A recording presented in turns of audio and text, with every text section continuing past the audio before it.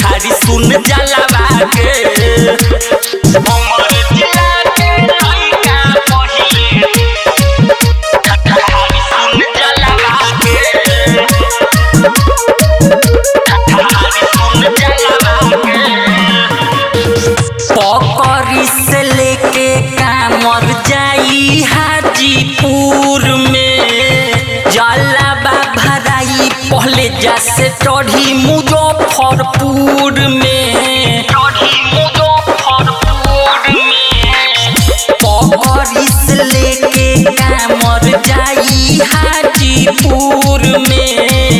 जलवा भराई पहले जैसे ठाड़ी मुजफ्फरपुर में नको पोथा की रकबम जलवा के नको पोथा की रकबम जलवा के हमर जिला के लइका पहिले ठाड़ी सुन जलवा के हमर जिला के लइका पहिले ठाड़ी सुन जलवा के हमर जिला के लइका पहिले ठाड़ी सुन जलवा के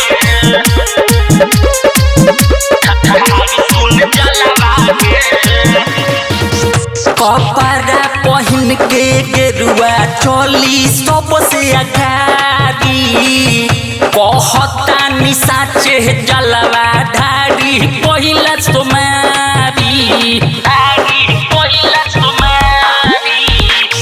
कपड़ा पहिन के गेरुआ चोली सबसे अगाड़ी कहता निसाचे जलवा ढारी पहिला तुम्हारी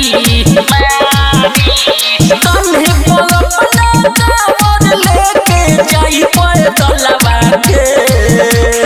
तन्हे पलपना कावर लेके जाई पैदलवा के हमर जिला के लइका पहिले ठाड़ी सुन जलवा के हमर जिला के लइका पहिले ठाड़ी सुन जलवा के रिकॉर्डिंग स्टूडियो मुजफ्फरपुर।